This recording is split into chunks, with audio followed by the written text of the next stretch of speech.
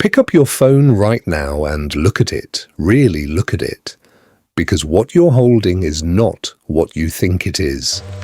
Most people assume the story of a smartphone starts in a sleek factory somewhere in Asia, gets shipped across an ocean and ends up in a glossy box on a store shelf. That's the version the industry wants you to have. But the actual journey, the one that starts years before any factory in a pit in Central Africa and ends in ways most people never see, is one of the most quietly disturbing stories hiding inside the most ordinary object on Earth. So this video is going to take you through that real journey. And fair warning, some of what you're about to hear is uncomfortable. Not in a preachy way, just in a nobody ever told me this way. We're going to trace your phone from the ground it came from, through the supply chains that almost nobody talks about, all the way to where it ends up when you're done with it. And by the end, you're going to see this thing in your pocket completely differently. Let's start with something most people have no idea exists.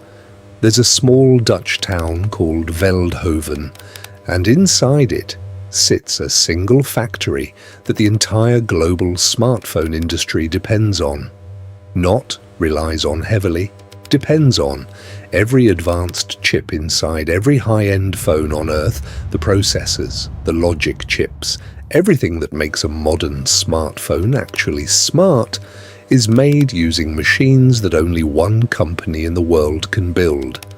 That company is ASML. And what their machines do is almost impossible to describe without it sounding like science fiction. They fire lasers at droplets of molten tin 50,000 times per second to generate a type of light that doesn't naturally exist anywhere on Earth. That light is then used to etch circuits onto silicon wafers at a scale so small that a single chip can contain billions of transistors. One finished machine is so large and so complex that it takes roughly 20 trucks and several cargo planes just to transport it to a customer. And there are no backup suppliers, no plan B, no other company even close to doing what ASML does. So when you hear people talk about the global tech industry as this sprawling, resilient, diversified system, remember that every single advanced phone on Earth runs through one factory in one small town, in a country smaller than most US states. That's the bottleneck nobody talks about. And it gets more fragile from here, because before any chip gets made, before any factory even gets started, someone has to pull the raw materials out of the ground.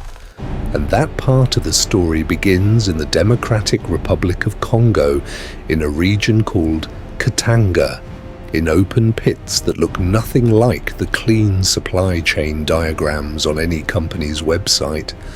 Cobalt is essential to the lithium-ion battery in your phone. There's no current alternative that works at the same scale, and roughly 70% of the world's cobalt comes from Congo.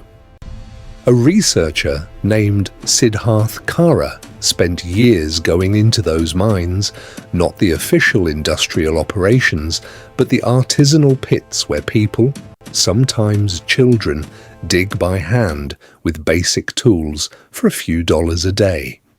And what he found breaks the story that every major tech brand has been telling for a decade. Companies love phrases like responsibly sourced and conflict-free. They've built entire PR campaigns around those words. But here's the problem. The way the supply chain actually works, artisanal cobalt dug by hand in unregulated pits, gets sold to local traders for a few dollars a sack. Those traders sell to buying houses. The buying houses feed it into the same processing stream as industrial output, and by the time it reaches a refinery, it's all mixed together. There is no separation. There is no way to trace it back.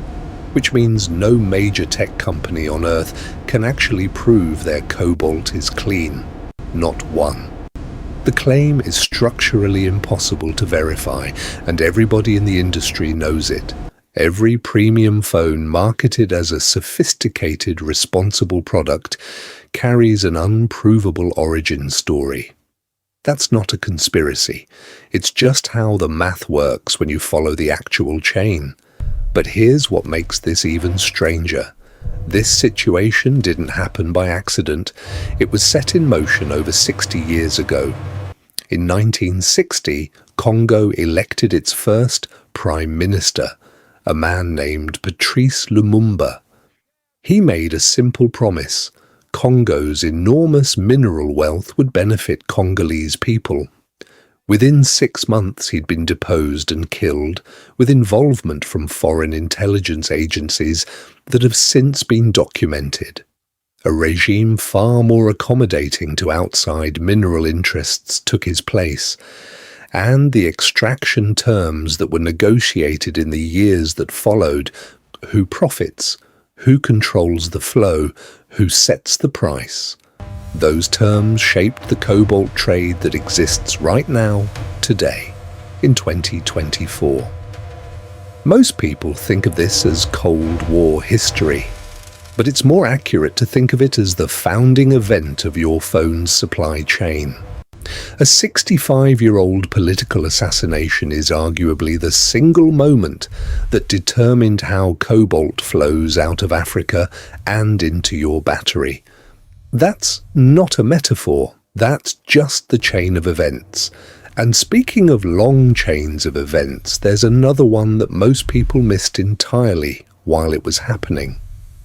In 1992, Deng Xiaoping was touring Inner Mongolia and made a remark that, at the time, most Western observers ignored. He compared China's rare earth deposits, the elements used in phone screens, speakers, camera lenses and vibration motors, to Middle Eastern oil.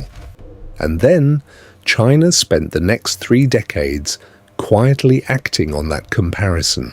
Subsidized mining, subsidized refining, patient investment in processing infrastructure that nobody else was building because nobody else was thinking that far ahead.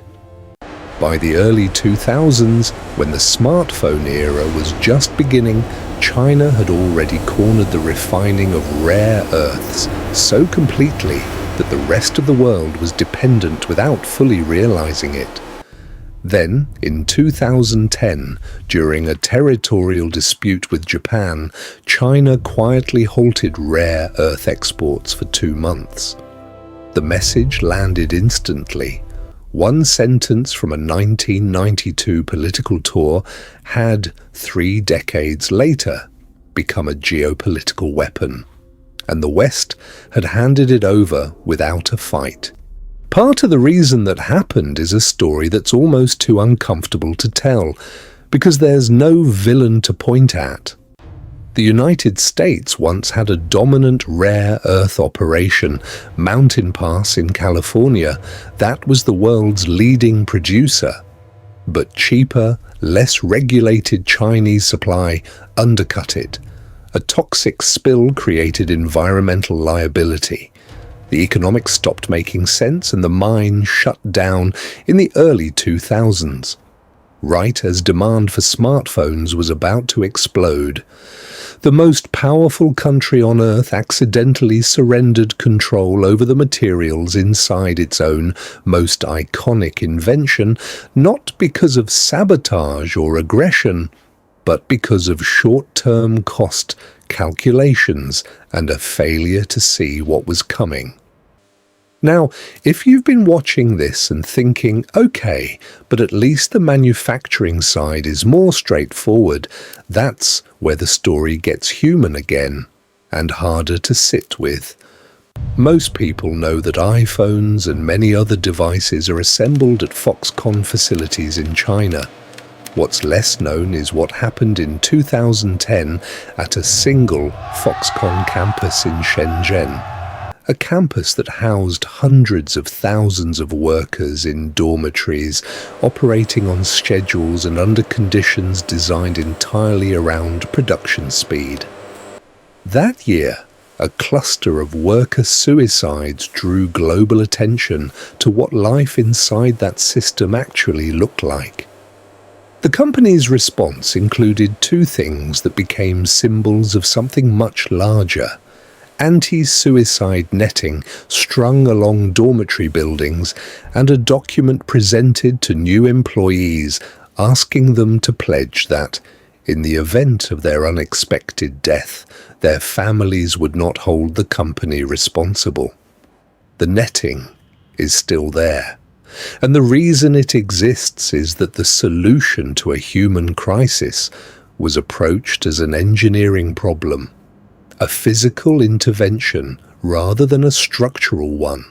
That tells you something about the priorities baked into the system that makes mass, fast, cheap production possible.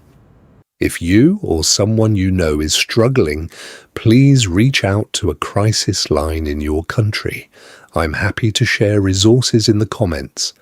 So we've got mines with unprovable origins, a supply chain rooted in a 1965 assassination, a Chinese monopoly built from a single sentence, an American mine that closed at exactly the wrong moment, a Dutch factory that the whole world depends on, and assembly conditions that required literal nets.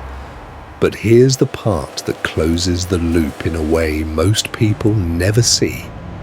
The same regions whose communities mine the raw materials, cobalt in Congo, tin in parts of Indonesia, often end up, years later, being the places where those same devices are dismantled once we're done with them.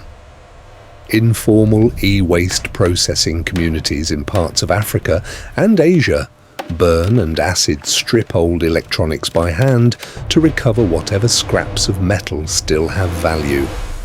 The toxic exposure at the end of a phone's life often mirrors the toxic exposure at the beginning. Same materials, different continent, years apart. And the person doing the dismantling almost certainly has no idea they're handling the same substance that someone else dug out of the ground to start this whole chain.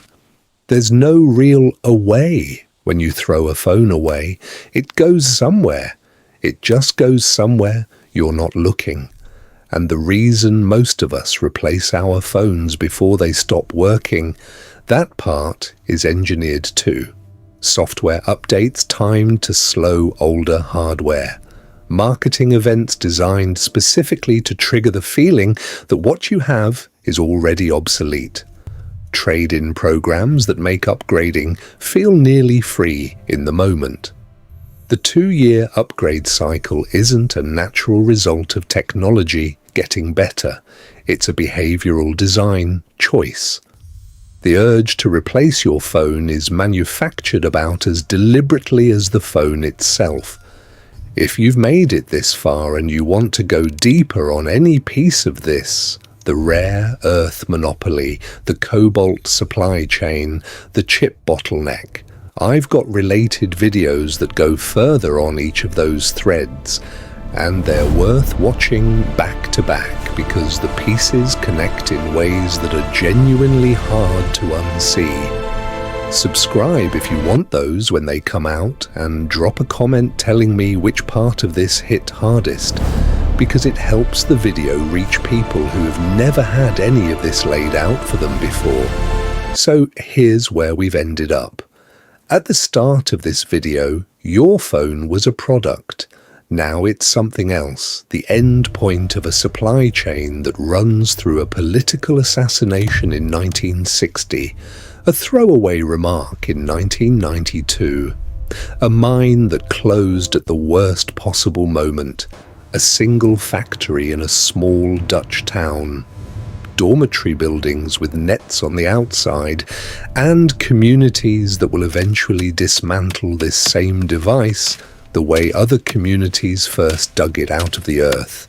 None of those things are on the box. None of them show up in the keynote presentation, but they're all in there, in the glass, and the battery and the chip, every time you pick it up. The question isn't whether you should feel guilty about owning a phone. Almost everyone does, and that's not the point. The question is whether you knew, and now you do. Your phone didn't start at a store. It started in a mine. Now you know the full journey. If this hit different, share it. One person who needs to see this is waiting. Subscribe for the deeper dives on cobalt, rare earths, and ASML. And drop a comment. Which part changed the way you see your phone? See you next time.